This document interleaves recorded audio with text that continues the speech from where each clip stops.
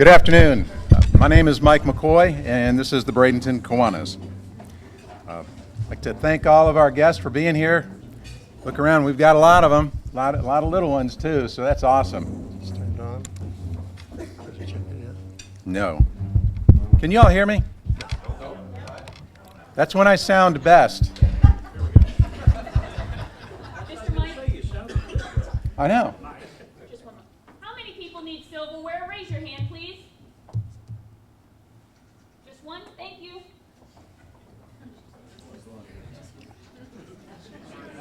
Well, we all join with me in singing My Country 'Tis of Thee.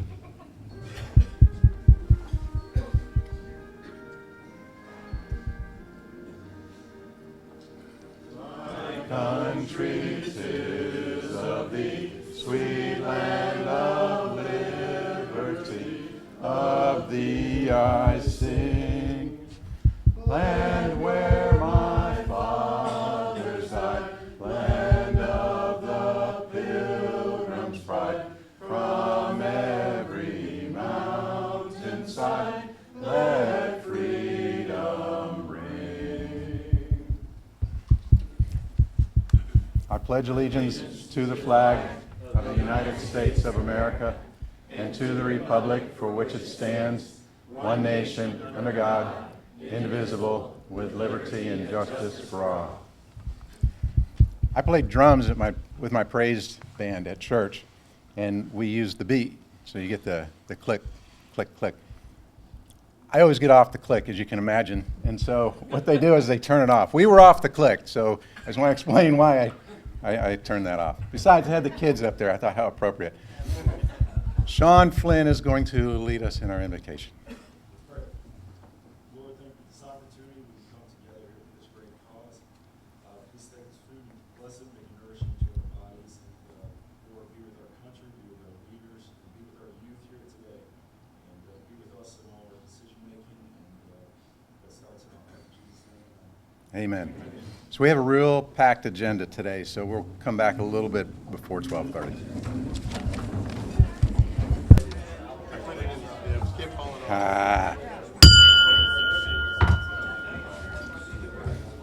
All right, welcome back.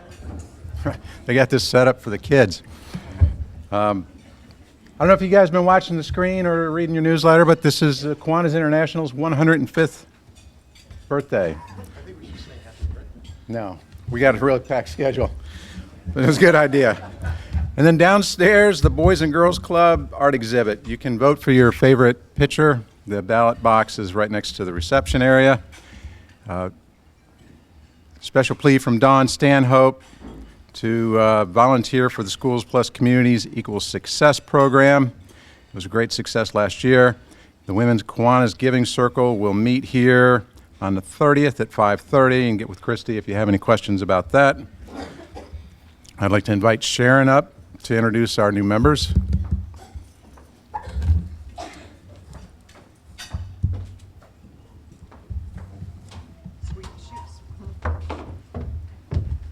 Hello, Bradenton Kiwanis Club. We're going to start doing what we call a member shout-out. I would like Lisa Morrison and Kevin Von Osterbridge to come up. They're going to help me introduce some of our new members to the club. The new member moment will be done later by the club members. The idea is we want people to know who our new members are, and most importantly, we also want to know what our existing club members are doing. So if you're doing something good in the community, please let us know. And I have to also do a plug for membership. On your table are membership cards. If you're out there in our community and you find some amazing people that you'd like to have be part of our Bradenton Kiwanis Club, give them a free lunch card. Lisa? Yeah, you just want me to go first so you know what to say. You'll do a great job. Hi, everybody. So Sharon asked me to come up and just talk for a couple minutes about why I sponsored the two people that I did that just became new members. One of them is a returning member. If you guys remember Beth Deo, I think you're supposed to stand. And then we have new member Lori Rostowski. And you have to stay up. So I've given this some thought, why did I sponsor them? It was really a no-brainer. When you think about what Kiwanis means and who we're looking for as members to represent us, these two really epitomize it. They're both very driven, wonderful women with great hearts. They already volunteer. As a matter of fact, when I met Beth, it was through volunteering. So we've been dragging each other, from event to event. And I've worked with Lori, and I know how dedicated she is. Both of them are very responsible. We can count on them for anything. And they're very well connected. Beth has a website called Discover Bradenton that she's doing. And maybe we can start getting some Kiwanis coverage through Beth, which would be a great thing. There's also opportunities for people to advertise or submit articles, right? Mm-hmm. And Lori is in the rental business. She does rental management. So she's got, fingers all over the county too, helping to place people and manage it. But they're just wonderful new members, and I think that they're going to be fantastic, and we can definitely count on them. Thanks.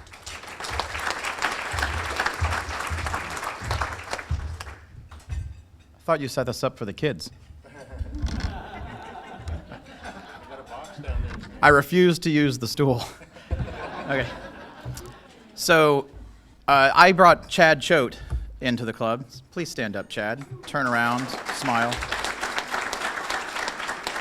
So, and Chad and I, we've known each other for a while, but I, through this club, ended up participating in Leadership Manatee, and he was in my Leadership Manatee class. And he and I we became much better friends during Leadership Manatee, and we found that we had a lot in common. We were both sort of the same age. Some of the people in the class were older than us, so we were sort of the same age, and we were both very civic-minded, and we had done a lot of volunteering, sort of at the ground level, and both of us had interest in community leadership. And when I joined this club, that was this club has had a big impact on me when it comes to community leadership and has inspired me. And so anyway, Chad and I at the boiler room, where many deep conversations have happened. We had some not anymore, but we had a long talk at the boiler room about that sort of thing, and how it's time for some members of our generation to sort of step to the forefront and become community leaders. And we talked about our friend Will Robinson and some others. And so anyhow, Chad is, he's a good person, and he's a good father, and he's a good friend. And I know that he'll be a good friend to all of you, and that's exactly the kind of person that is a Kiwanian. So.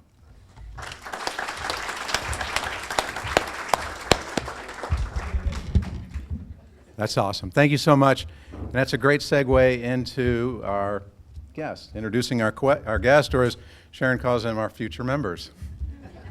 Yes, hopefully. I would have sung happy birthday, but we don't have time. So, I'd like to introduce Hannah Carter, who's representing, I think, Susie Bowie. Yep. Susan Morocco from SCF. Where's Susan? I don't see her standing up. Oh, there is a rule. Jane Filesticker is here with Miss Woodson. Jane Coker brought her husband, David, with her. And directly from Kalamazoo, Michigan, our good old friend Tom Fox is back. I do notice that he's not wearing shorts today. Thank you. Oh, I have one other thing. I'm sorry. One other thing we're starting to do too is you'll notice on the tables there is a sheet of paper to write down any service hours that you may have collected from any place. It doesn't have to be directly related to Kiwanis. We know everybody in this organization goes out and serves their church, they serve the community, they serve other organizations. We want to get a record of that. So every week there will be a sheet on there, and if you could kind of write down what you've done. Janine has said that she'll take care of getting it all recorded and tabulated so we can show that impact that we're having on the community. Thank you. Thank you, Mac. Yeah, the volunteer hours definitely help to tell our story. The dollars that we donate are evident, but the volunteer hours are sometimes a little more difficult to see. Would love to share our story. Next up, to introduce a whole bunch more guests that we have today, is our very own Ed Nicholas.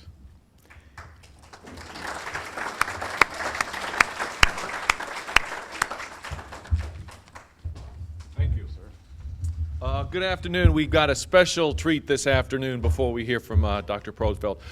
First of all, we have a group from Samoset Elementary. We don't always get to hear that the impact of the monies, the impact of the donations that we give. We never always get to hear what that does out in the community. Well, last year our club gave $1,000 to Samoset Elementary to allow a group of students to go to Washington, D.C. And they each went, and they each got an amazing book that you're going to hear about and we'll pass around. Several teachers went. Ms. James was there, and she'd never been on a plane before either. But anyway, our club donated $1,000 and enabled this large group to go to Washington, D.C., and you're going to hear a little bit about it today. And the good news is that thanks to Mike McCoy's budget this year, he's also donated $1,000 so that they can return again this year. So well done. So without further ado, I want to introduce Sierra Rogers and Ms. Jaimes and Fabian. He's a sixth grader, but he went on the trip last year as a fifth grader, and he's going to tell us a little bit about what they did. Okay.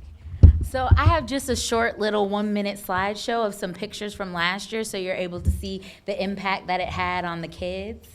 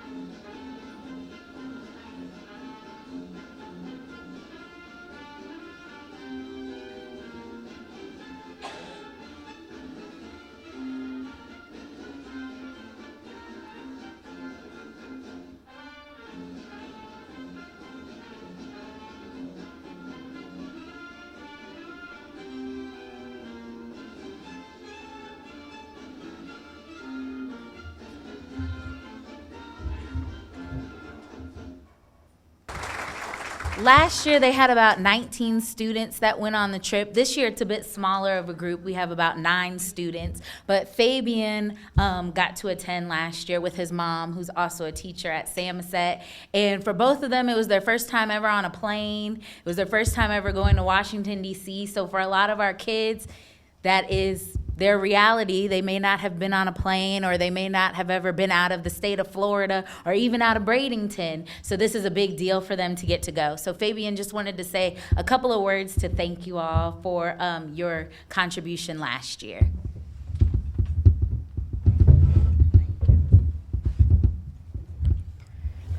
First, I would like to thank everyone that donated to our trip and helped make it possible. Without your donation, it wouldn't have been possible for me and my friends to have visited the nation's capital. Thanks to you, we were able to visit amazing historical monuments such as the Lincoln Memorial, Arlington Cemetery, World War II Memorial, and so many more. Being able to visit and pay our respects to those who paid the ultimate price for our freedom was an experience in itself. Visiting the Tomb of the Unknown Soldier and watching the ceremony for the changing of the guard was truly amazing and touching. An experience that would not have been possible without people like you that gave a group of kids an experience of a lifetime. Thank you again. Let's give him a round of applause. So thank you again, members, for your contribution. This is where the rubber hits the road. Amazing experience. Let's hear it again for the Samoset Elementary. And if any corporations or individuals would like to make a private donation, by all means, they would appreciate that. This is a Title IX school, and there's, as I said, amazing kids out there that have a lot of challenges and a lot of needs. So if you're interested in making a private donation, you can contact Sierra Rogers out at Samoset Elementary. They're raising money to bring another group again this year. And thank you, Mike, for your contribution. All right, moving on. We got an amazing group here from Willis Elementary. This is the first of many K-Kids lunches. I love the K-Kids lunches. We get to hear about what all the amazing things our kids are doing in the community. As you know, K-Kids is the service club for elementary school students. The idea is to get them excited about community service so that it becomes a lifelong passion. They get to learn that it's better to give than to receive. You get far back than what you actually give. I'd like to thank Ms. Johnson and Ms. Morales for working with these kids. They don't get paid an additional dime, and sometimes it's like herding cats, but they're great role models, great teachers. So we're going to hear from a couple of students here. I don't have their names. Whoever's, come on up.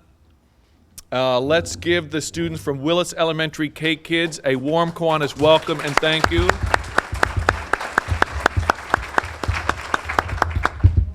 Good morning. My name is Temba. And my name is Emily. And we are K-Kids student senators from Willis Elementary. We started our year with collecting Halloween candy and sending it off to the troops. Followed by having a teddy bear roundup and donating it to the pediatric unit at Manatee Memorial Hospital. We collected socks, and those were new socks, and donated them to children that live in local shelters through Project Heart. For the next few months, we will be collecting blankets and towels for Nate's Honor Animal Rescue. Thank you for Kiwanis members for always supporting us. Right, you did a great job. Thank you. So let's have our K-Kids from Willis Elementary members please stand up. And Kiwanians, join me in thanking them for all that they do. All right. Carol, that's a tough act. That's a tough act to follow. So I am here to introduce our speaker today, and she is a Kiwanian of our club. Dr. Carol Probstfeld is the 6th president of State College of Florida. I am not going to read her whole bio because it's really long, because she's done a lot of things, but I'll read some of it. She joined SCF in 2003 as the Vice President of Business and Administrative Services and oversaw the budgets and administrative operations at SCF, a $100 million enterprise that makes a $432 million annual economic impact on our region. I'm a numbers person, so those numbers stand out to me.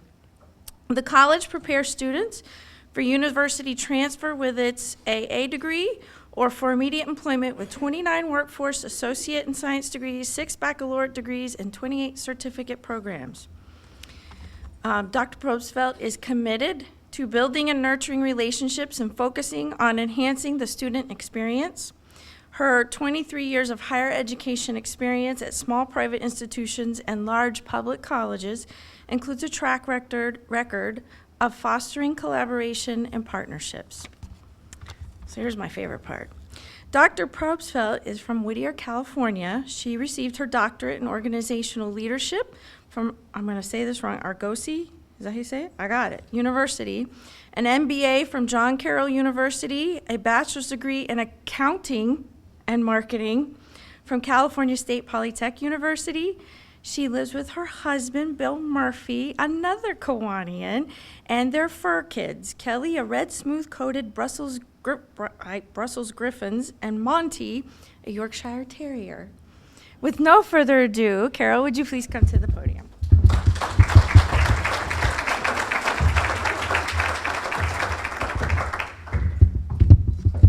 Thank you for inviting me here today. You know, I was thinking back to when I first joined the club back in 2013, and you invited me to speak. And I appreciated that opportunity. And 2 years later, in 2015, you invited me back to speak.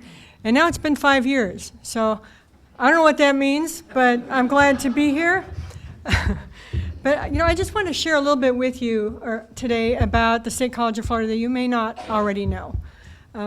First off, we're the first and largest public higher education system or institution in this region. We serve 25,000 students a year. It's in both credit and personal enrichment and professional development activities.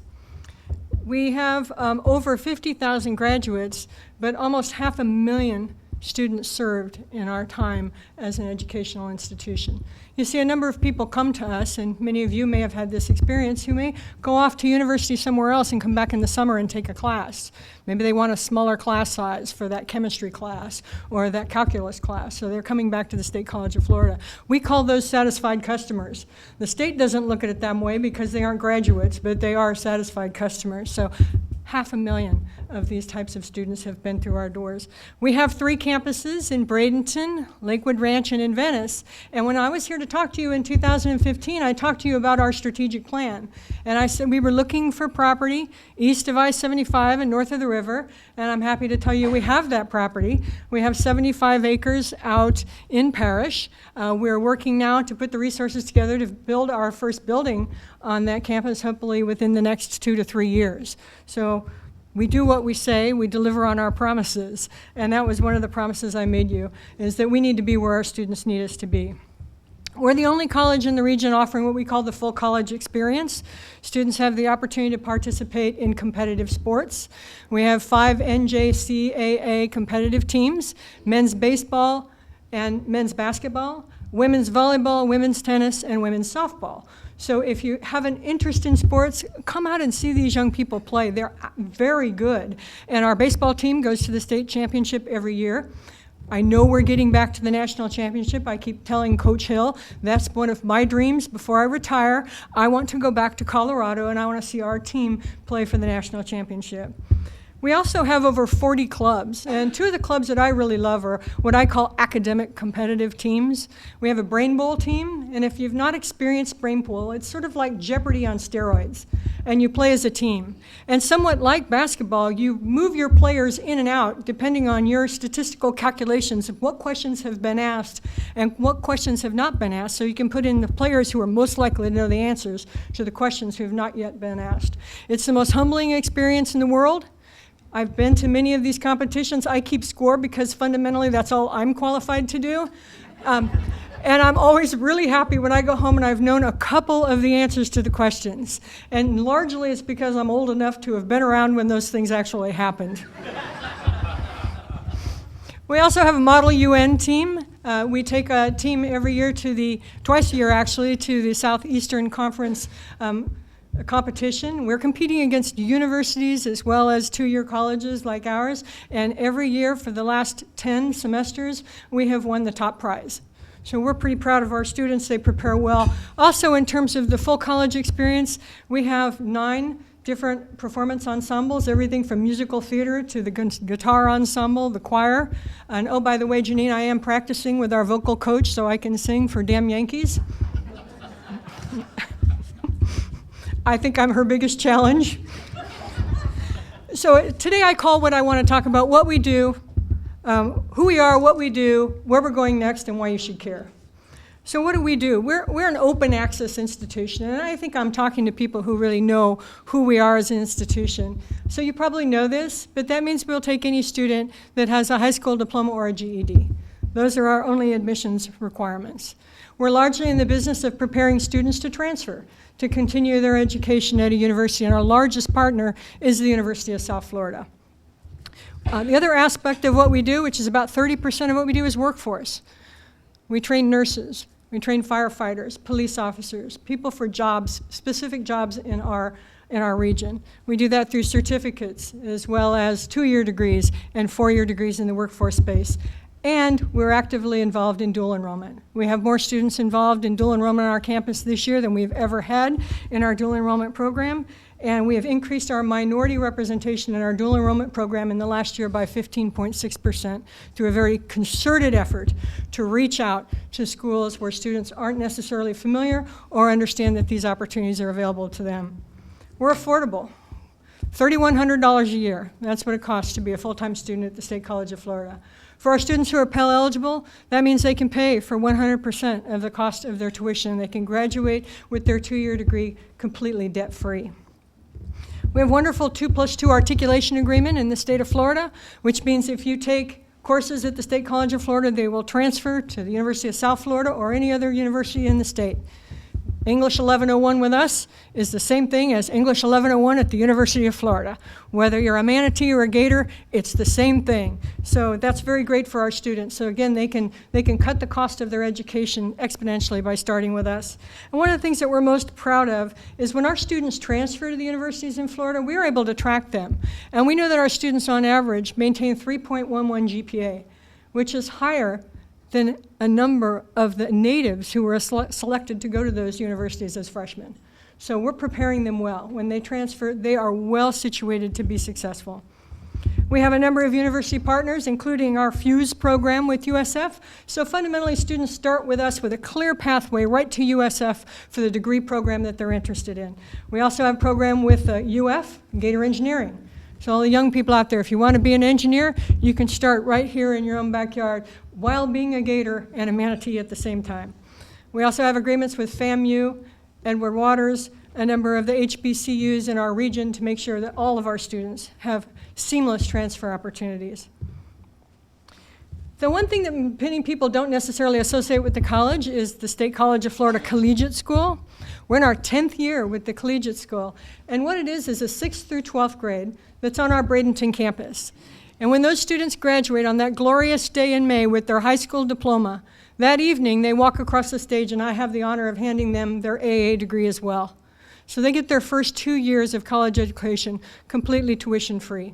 And we have a wonderful agreement that takes that even further with the University of South Florida, Sarasota Manatee, and with Florida Gulf Coast University. Those students can transfer to those institutions and complete their baccalaureate degree tuition-free. So truly coming to our collegiate school is like winning the lotto for those children and for their families. That school, like I said, has been in existence for 10 years, and every year for 10 years it's been an A-rated school. It was also awarded the National Blue Ribbon Award and a State School of Excellence. We're very proud of what they've been able to accomplish, and 100% of the graduates from our collegiate school go on to complete their college degree.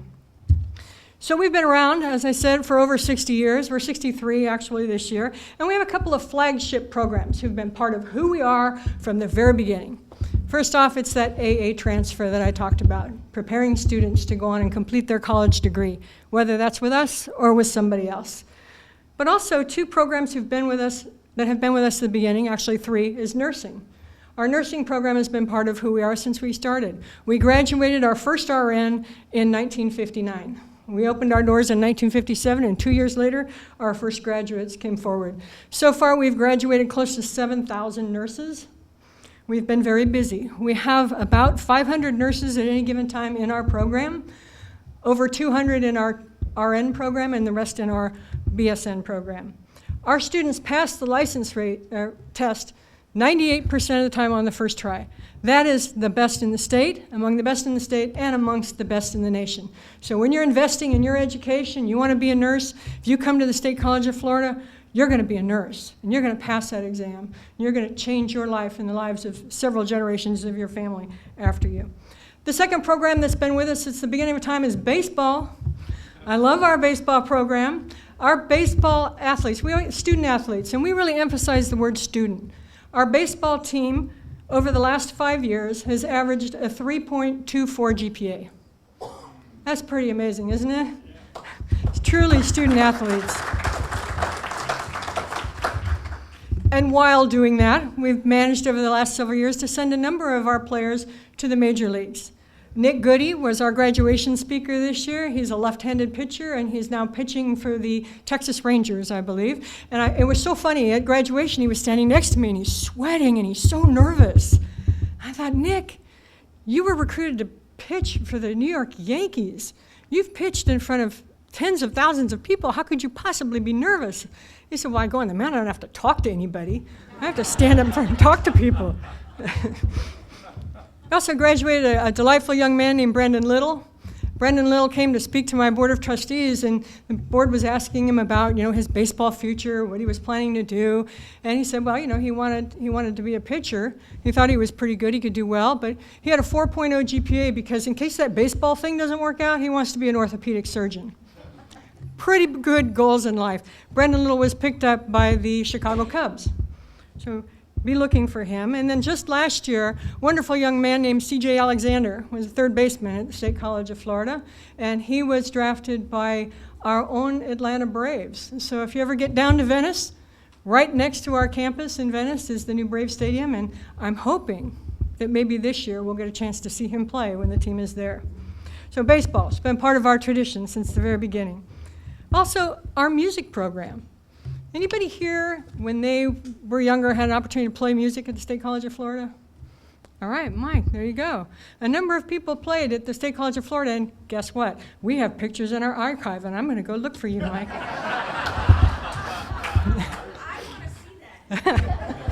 We have 9 ensembles. They provide over 40 performances a year. And I'm a bit competitive. And every year we send our best of our best to the statewide championship. And they create a statewide orchestra and a statewide jazz ensemble. Last year of the statewide orchestra, we took 7 of 17 seats. And that's competing against 28 other state colleges sending students.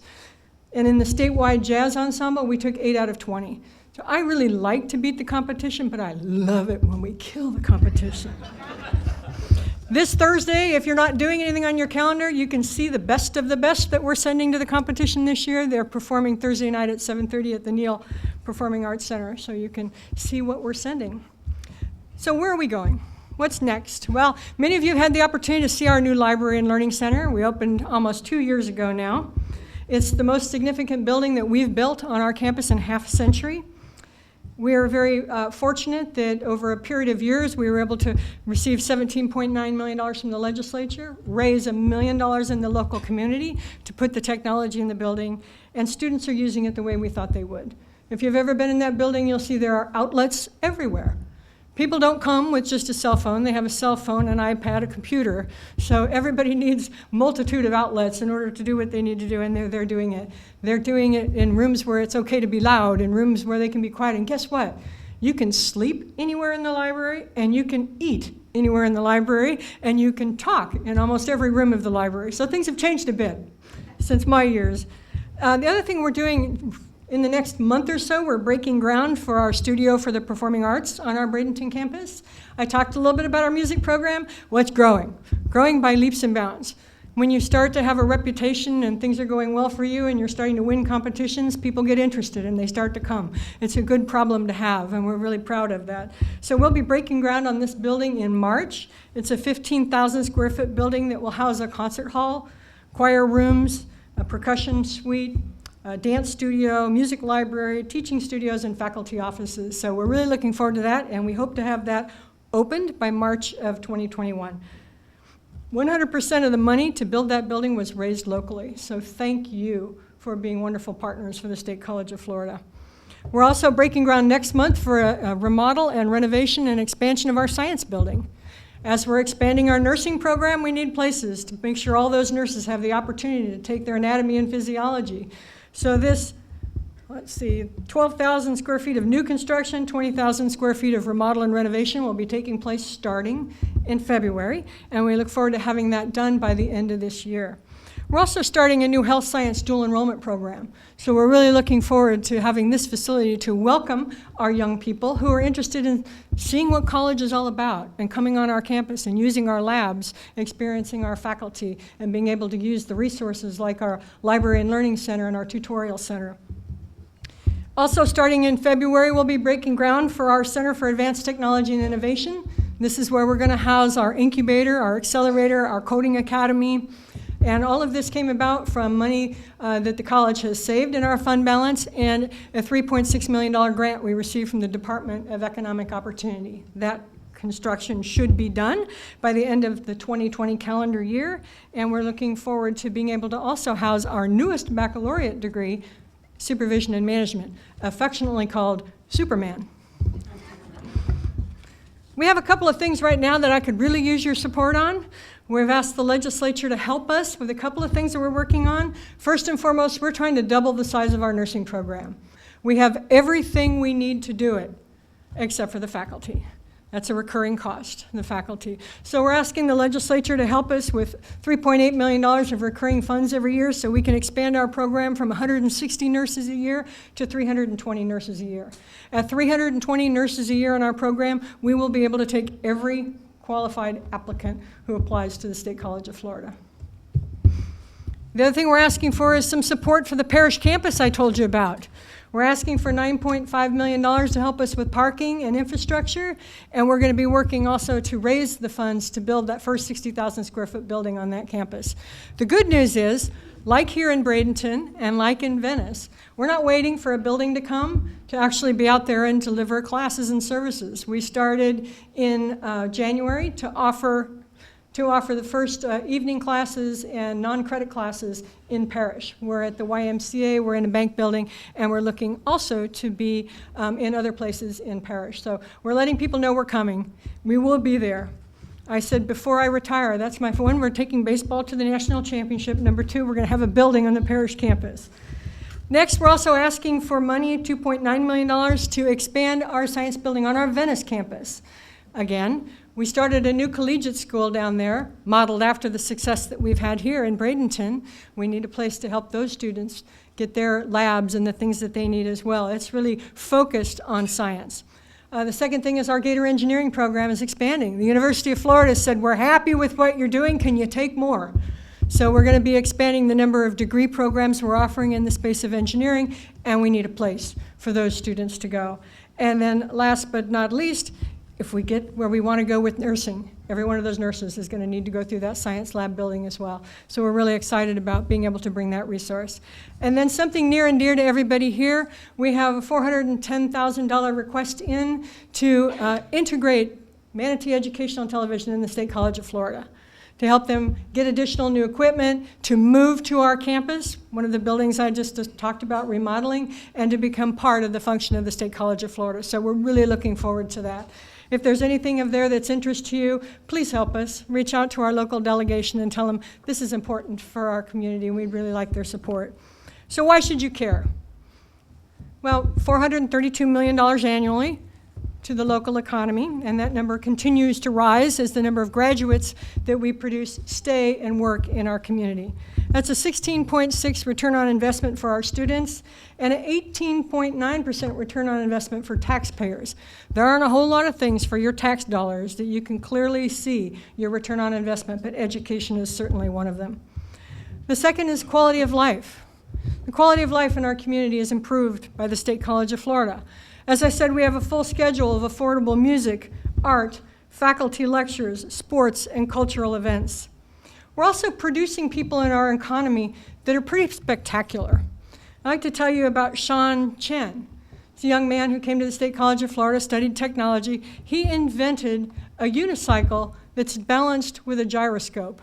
It's a very fascinating piece of equipment, and James Cameron asked for the first prototype, and he wants them to be reproduced now so he can use them in his next movie that's going to be released this year. Also, did anybody see the movie Tag? True story about these young people that grew up and continued this ongoing game of tag. That was written by a graduate of the State College of Florida by the name of Rob McKittrick. The quality of care in our community is also something that the State College of Florida has a significant impact in. As I said, almost 7,000 nurses have graduated from our program. Our first responders, Sheriff Knight in Sarasota County is a graduate of the State College of Florida. Our community leaders and legislators, Senate President Galvano and his son are graduates of the State College of Florida. We also have the honor of providing subject matter experts to our community. Faculty, you've met several of them who've had the opportunity to come here to talk about things as broad as the antibiotic resistance crisis and Generation Z, what's coming next. On average, we get 8 requests a month for our subject matter experts, from media, for various speaking engagements, and we're very proud to be able to provide those experts. Also, our faculty are our families. They're people we know. Candace Smith, the CNO at Manatee Memorial Hospital, teaches in our BSN program. Melanie Bevan, the Bradenton Police Chief, teaches in our public safety program. And Heather Doyle, one of our very own Manatee County Judge, teaches in our program at the State College of Florida. We're very proud to say that we are this community. This community is us. There is no difference. So how can you engage with us? Come take a tour. Come see the baseball team play. I guarantee you, you will enjoy what you see and you will be impressed by the quality of what you see. Come to one of our events. We have our Avenues to the Future event coming up shortly, 2/22, February 22nd, where you'll get to meet some of our students, learn a little bit more about what we're doing. Come see a theater production. Come Thursday night to hear the best of the best. These are our music students that will be going to the statewide competition. If you're ever in Venice, take a tour of the campus. Did you know we have an eco trail that walks around a lake on that campus? We have a food forest where one entire side of that lake is all edible trees and shrubs. We have a human patient simulators out in our Lakewood Ranch campus. If you haven't seen it, it's something to see.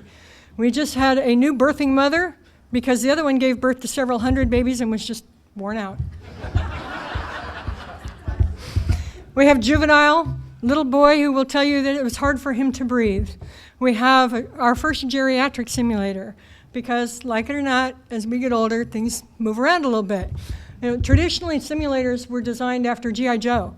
They were built for the military, for military applications. So it's nice to see that they're evolving because guess what? Our nurses are going to be dealing with us, and they need to be able to know what all the different possibilities are.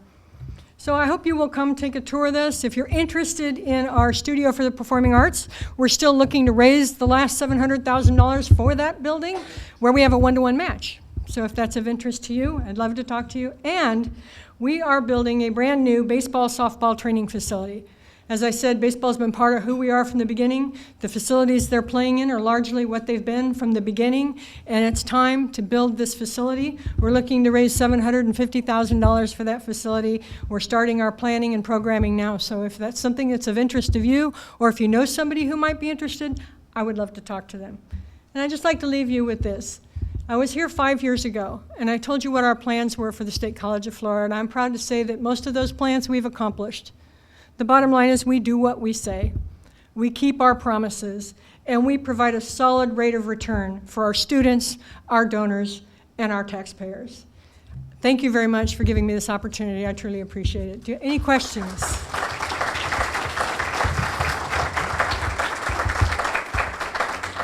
No? All right. Thank you very much.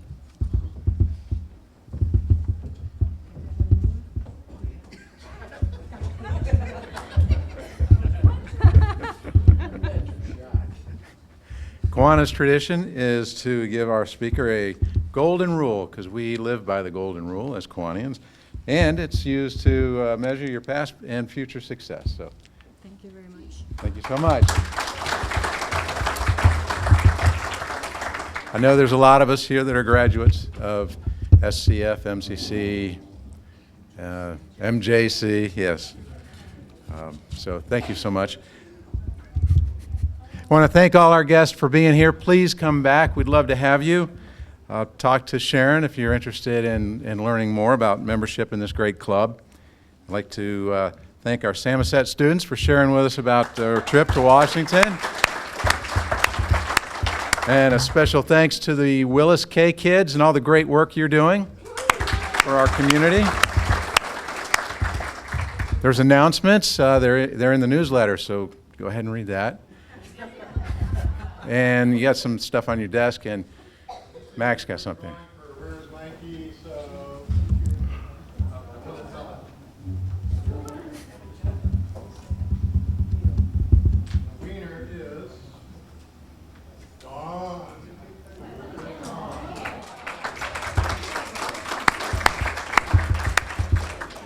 All right, well, I got a treat for you guys. Beginning next week, David Bassett is going to be sharing with us a page of Kiwanis history, and he'll do that every week.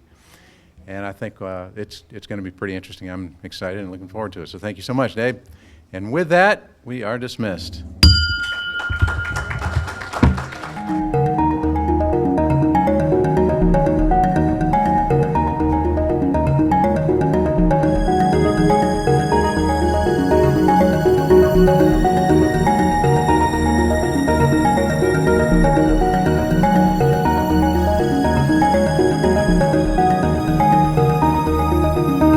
you.